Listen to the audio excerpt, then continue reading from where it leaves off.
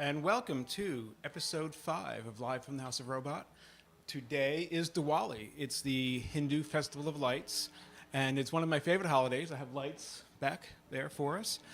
Favorite holidays of the entire year because it represents victory over darkness, the victory of light over good or evil, and the victory of knowledge over ignorance. And I always really enjoy the holiday and enjoy that sentiment. Today we have for you the one, the only, Data Wolf.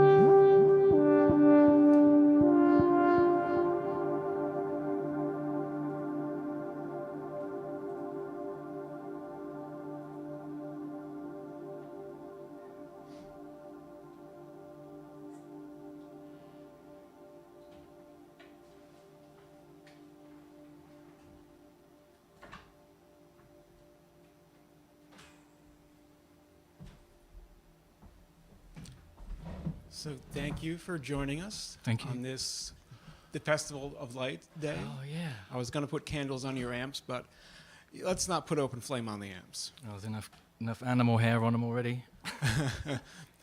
And we're going to add to it with the cats in the house here as well. So I was wondering, that you're the first pure instrumentalist we've had play here so far. Now, when you compose, do you have themes in your head? Do you have stories in your head? Or is it emotion? Oh, certainly. Oh, it's a combination of both. That's a very good question. Yeah. There's probably a story that was charged with some sort of emotion. That's one way to do it. I mean, there's so many different processes you explore with songwriting. Like sometimes you might do a few kind of the same way. And then during that process, I think certain parts aren't loyal to other parts if you want to change the key or switch key, that kind of thing. But it definitely starts that way. It doesn't become that later on. I think as I'm a visual media artist as well, I think there's probably some visual story that, attempting to create the soundtrack for. Now, when you play it for an audience, is it your expectation that they will see your vision, or are you presenting a canvas? Oh, no, I would never tell them what my vision was. That would be so wrong. No, I mean, I just want to do it. I've had some people have come up to me and said some stuff that they've, they were transported and they saw, they were traveling through the desert and, they thought of water. I just like hearing other people's stories, what they made of it. And I think after playing live a little bit, people that do want to talk to you, it's kind of cool that when there aren't lyrics, I think people might, if they spend enough time on it, like build this other narrative that relates to them. If they have the patience, listening to it. It's not for everyone. Now, I know that, and we'll talk about this part a little bit in the next break, but your background is more traditional music, but what led you to move into electronic? Well, I wanted it to be, when I was sort of re-inspired to explore it and pursue it, I wasn't thinking about actually making pieces of music or songs or whatever. I mean, I've come quite a long way, I think, in a few short years. I just wanted it to be my winter project. I was like, I'll get a keyboard or a synthesizer and I will learn how to sculpt sound. And I really wanted to learn how to sequence, and I liked it. I loved the challenge. I spent a lot of time on it. And while I was doing that, I started to learn, some of the things that we've talked about in the past about sound design. And I was like, I wonder what would happen. Like, could I put guitar on it? And I've always wanted to, improve leads. Like, I love solos, right? And if you like ridiculous solos, then Data Wolf is for you, like at various times. So I wanted to try and put something on top of these sequence loops, and then that's where the stories started to grow from there. It was very difficult, I have to say. You could jam to like a looper or a record, but I never wanted to. Your new Behringer? It's not that new. I've had it for a bit, and it's all right. If that was going to be your main thing, that would be a really good keyboard for that. But when it came out and I saw the tutorials, I was like, it's got a sequencer, that's what I want. But it's not the type of sequencer that somebody with limited skills needs. So it was a bit beyond me, and it's meant to be kind of like a clone of a Juno Roland, which has the sliders, which in my head I was like, if I get this machine, I will really learn better. But I couldn't have been more wrong. Like, it was so complicated, and I didn't really like much of the patches in there and recreating sounds. It's a lot of menu diving, and I was like, what have I got into? So I did stick with it for quite some time, and it's basically taking MIDI information off the Korg. So when I change patches, it changes in sync, and I have modified what the contrasting sound is, whether it's overlay or underlay. I think the future of that for me is doing it with more bass synths, but it's kind of a second in command. Like the Moog Mother that was my first love, she's not here. I was going to ask you about that because that was my first love too, And although mine's lost right now, I loaned it to someone, but I quickly found that I wasn't using it. Did you find the same? No, it wasn't that. It was the I've messed with it so much that it's perpetually out of tune. So it's tuned for something else right now, and I did not want to go through that synth surgery of getting it in tune for one or two pieces that I used to play. That the Behringer kind of does a better job. I think the Mother is awesome if you want to start to learn synthesis and analog modulation. And it works. People do amazing things with just that and a pedal. I mean, just like they've learned it all the way through. It seems like that is the first brick, like in the wall of the diaphragm, like the percussion bit, and then the newer one, the subharmonica. And if you have those three, that's what you need. You know what I mean? And you can just create all day long and learn synthesis. How that works its way into a soundscape with live guitar, not as well for me at the moment. You know, Just to geek out on Moog a little bit, did you see that they announced a new theremin? I'm not a fan of the theremin. Well, I'm like, some what of us is it? are. Sorry. Some of us are, and I- some of us ordered that within 2.7 seconds of seeing the I'm announcement. a fan of Bob Moog, of the Moog Foundation. You know, I've donated money to them. I love Bob Moog and Plantasia, and I follow all the streams. And for some reason, even though it's all based on the theremin, I sort of tense up and it's kind of squeaky. Some people can just play Somewhere Over the Rainbow real great, and it's amazing. Well, the new one is it's based on the original Leon Theremin's one that Clara Rockmore played, and it has those deeper tones. Oh. That's why I was so excited. Well, it there also you has go. MIDI control too. What? Well, Yes. yeah, see, you know, everybody, that whole landscape, like getting into it now, could never have been better timing for me, for like the affordability of these instruments. You know, they're like in tiers. Like you could buy a $100, you know, like a Korg, whatever, Volca, and do a lot of damage. Or you could buy like, you know, an $800 Wave State, which is really complex. I mean, the Behringer Neutron is an amazing little box. I've had loads of fun with that. I was wanting to buy one of those because they were a complement to the Moog. I like some of their sounds real better in some ways because the As Moog do is so I, specific. yeah. And that's where the Behringer actually, I think, is for like techno and dancey stuff. Like I've seen a lot of people use it for that purpose, like live techno. But I wanted to get like some of the ideas from that genre of music for some of my sounds. Not that I'm going to turn into that, but I sort of respected its employment, right? Like that's the instrument for it, you know. I notice you don't have to continue geeking on Moog just a little bit more. I notice your sub isn't here. I cannot get into that. That was such a Big difficult, investment. difficult purchase. It's just undercover right now. I've run out of space, and I've got to figure out how to organize my house to work all this, you know, square footage of synthesizers that I've got now.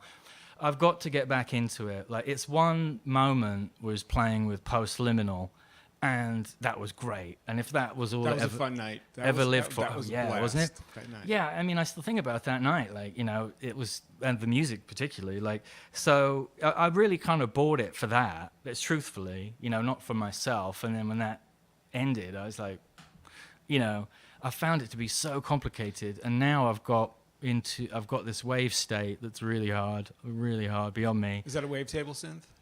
And that's another Korg, but they just released another one that I should have waited for because it's the sequencer that I need. Meanwhile, I've just been getting all into Logic, so I've gone, this is like the first time I've done something like this since March. I've just been sitting at my desk like you know, like doing soft synths and, you know, it's like, oh, I need a string quartet for this thing and working that in. It's like, let me find a drummer from Africa. Great, throw that in. You know, it's just like, they give you like 32,000 loops, then you can buy another loop pack. And it's like, oh, these are great. You change them. I mean, you modify them to your taste. Oh, yeah, I love it. Yeah, it's a cool, geeky world, man. It is. Now, do you want to introduce the next piece, or do you want to just go right into it? Yeah.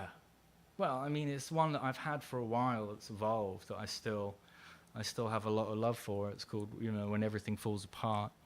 I remember that one. That was an Analog Trenton, right? It was, but I played it very differently. Yeah. Now, Then- if anyone doesn't have Analog Trenton, we have plenty of CDs and vinyl. AnalogTrenton.com, please. Go for it. It's a very good album. I have listened to it a few times, you know, since it came out, and I like it in its completion, in its time capsule. I know what I did, like kind of, there's a real outlier kind of piece on it, definitely, just because it's such a challenge, the dynamics of all the dirt, which I like, you know, just how do you manage that? So that was an early version of it. I don't think I'd had it too long, but it's still with me. And there were other ones as well, but they kind of got lost. I've got okay with throwing songs away. Maybe a swig of seltzer. So yeah, everything falls apart.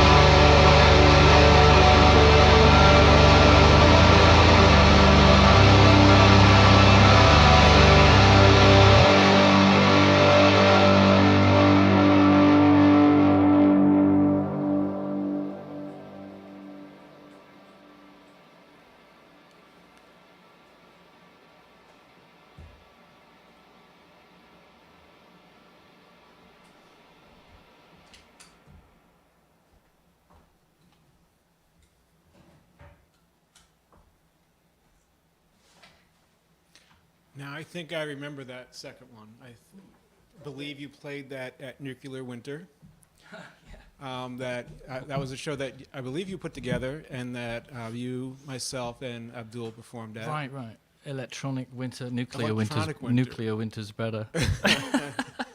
And I think that's my favorite Dead Wolf piece. Oh yeah, I always lose myself in that's that the one. Yeah. I know Laura likes that too. Yeah, I like that You one a were the lot. audience of two. Maybe Kate was there. She's loyal. Now, in your young life, was there an event or series of events put together that made you want to or make you have to do this music thing? I don't know if it's related. I mean, going to school, that's like definitely an event, that can leave a mark. It can leave a mark. It can indeed. Yeah, I think something that happens to a layer, happens to many immigrants, right? The people that move to America. Yeah, there's like a cultural shift, no matter how long you're here. I think that there are different factions of it, if you were moving for work rather than leaving a war and, seeking asylum. I think to some people moving to America is a relief. I was very familiar with America before 16, so maybe there are elements of my charmed Harry Potter childhood school, in everybody's mind, and the transatlantic shift to being based here in America, and also like never really fitting in. I mean, like it wasn't the John Hughes movie at my high school or even my college. Same. I always had to work. It was just never easy. Maybe just layers of things like that. Mm-hmm. Now, that led you to music? I thought that's what you were asking. Yeah. Like what events? I think that maybe that's content for the music. Okay, that's No, content. music's just it's just another art form. I mean, I did it for a while. When did what was your first instrument? Oh, well, piano as a kid, but then guitar by choice. But I wanted to be in bands. Like, I really wanted to be in a group. And didn't necessarily want all the roles, like writing and everything else. Just to be a guitarist. I've been a guitarist in some people's bands. It's great. Like, sort of putting all your energy into your contribution or lack of contribution for the whole thing. So I really liked it. I was playing in bands in Philadelphia, and there was one band I was very fond of that I joined for a while, like a psychedelic rock band. We did really well. It was just really cool. I was just really into it, the brotherhood of it, Now, were you living in Philly or in Jersey? No, I was living with my mum and dad in Bucks County, but spent a lot of time in Philly, like a lot, with a few different bands here and there. What year was that? It was in the 90s. Like, there was a couple of times, like, one time was like the early mid-90s with the psychedelic rock band, and then took a break from it, and then joined this other group that I really loved. It was a very simple duo, and we played all kinds of strange places, like, the Fleischer Memorial and, art galleries and things like that. It was cool. That was a bit later. Yeah. Now, what led you eventually to find Trenton, or had you already found Trenton at that point? It was really work related, Like when I bought my house, I was always trying to get design jobs, graphic design and photography jobs, all the sort of B&Bs and hotels, everything that goes with it, like all of the design for everything and restaurants, because it was all sort of happening. I could never get anything. And then one day I saw in the newspaper, that there was going to be a Trenton Film Festival. And I sent somebody an email and said, I'd like to volunteer my services to design your poster. Oh, cool. And then it turned into everything, like tickets, website, whatever, marquee, you name it. And everybody I didn't realize that was involved in that as a volunteer had a vested interest in, wanting things to happen, in Trenton. And they ended up all becoming like clients and friends and things like that. And I ended up working with them. So Trenton was so good to me at giving me a boost and helping me build my business. And years later, my friend Lauren he was on the lookout for a building for whatever reason, and I kind of wanted to be in on it. So I was following him around everywhere and looking at buildings. And then we gave up. He couldn't find the one he wanted. My plan was to take a floor or a room and do all the marketing and the design for whatever his business would be, so I could be in there. And a friend of ours, Sarah Stengel, had the 750 Cass. She decided to move, and she had somehow heard that Lauren was looking, and she called me. And then we were like, sure. He knew of the building, I didn't. So then we bought it without any plan, really, you know. So I had a couple of these different relationships, like with the city. Like one is like through work, and then another is through like investment and sort of social space where my studio is. And I've always worked for the downtown agencies. There's a lot of great non-profits that are always putting on festivals and doing events and things like that. They keep it going. They keep a pulse there. I'm sure they're highly criticized in some realms. Everything could be better, right? But they do very well with what they've got. So I'm somehow involved in the creation and the steering in some ways, minimal ways of that. And that building was where we met at first. Yeah. I met you on my first day in Trenton. Really? That was your Yes, first day that out? was the day. Who I else met did you, Nikki, and Abdul all within the span of 2 Ah, hours. a It was the trifecta of greatest crazy. hits. And that building is also where I did all my first art events in Trenton. I know, it was very cool. From the play to the synthesizer playground to Projectorama and all those other crazy things. I really, they were always so special around like some events, and we're so sort of full circle years later. Like that was his memory of his first day. These, if that's Trenton 1.0 or 2.0, it was definitely a cultural, petri dish of any ideas that can happen. Okay, let's shift inside for a second. So, you've been doing music a long time. Why do you keep doing it? I don't know if I really have been doing it a long time, honestly, not to correct you like that. I mean, I thought I was in it, but not very well. Mm-hmm. Like wanting to play guitar, but not knowing what the hell I was doing. And Well, you've been doing it since 16. I've been, That's a but long like there's been like 15-year gaps Okay. like between. It's not All right. been, Well- had it have been consistent, I might be a better player than I am. All right, let me restate the question. No, Why but do you I- keep doing it now? It's just such a love affair. I mean, I've got so many things going on with it. Like the learning, oh my God, learning all my like suspended second and fourth chords and augmented chords, and just continuing to want to learn like how to play the piano and how to record clips and ideas. I've got a lot of places where I want to put it. De La Wolf is one thing. I mean, it's a lot of probably my emotional expression, and I like these other parts to it. So my sister and I, it's hers. She has a podcast, and she does a lot of research, and it's a lot of fun. And we work together on it and produce it when she visits here, or when we go into Trenton and record it at Frank's place, or we do it overseas, which is really hard.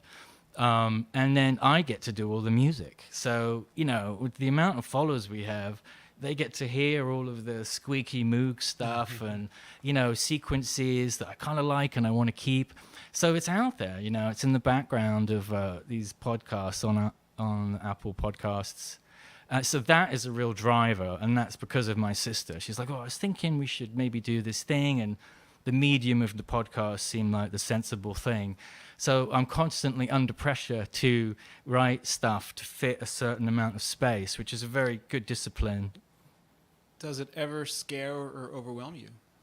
No, but I'm forgetful, so I have to do a very good job of note-taking. Well, one of the ones was a bit overwhelming when I sort of zoomed out on a little bit, because it was to do with this folkloric calendar and this character, the Green Man, which is a very big... it appears in every country. The Green Man, yes. Right, I have so- several around the house. Oh, you do? Okay, so Jackie really wanted to explore this. It was a very dense podcast, and I was like, oh, this is great. And you get that calendar with all, Beltane and all of the different names of the months and what they mean and why they mean certain things. And here we are on this day, right, the Day of Light.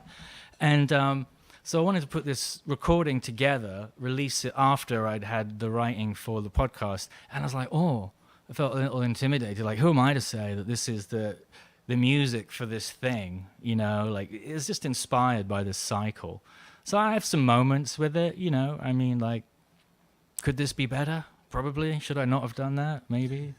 So Data Wolfsafaction, which I want to keep memory of, because I've been forgetting like a lot of what I've written, and it takes days to figure out what it was. Do you notate it?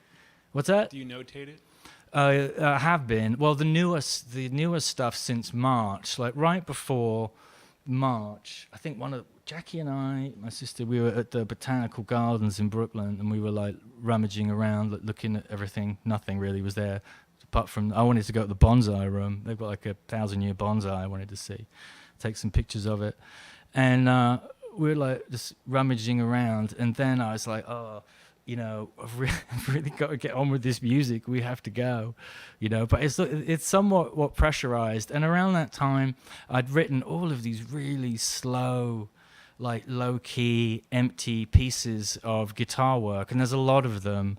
And they took a lot out of me. And this was before, like, the feelings of isolation and, you know, suspended disbelief of articulating these things. I sort of recorded some of them. But it took a toll on other things, spaces, with only guitar work. So that's another category that I've got to, it's my driver. It's all I think about. Cool. Do you want to introduce the next piece? Yeah, I have to. Oh, yeah. Yeah, I think it's The Longest Apology. The Longest Apology. I think that's It's a good name. another older one. If I can do it right.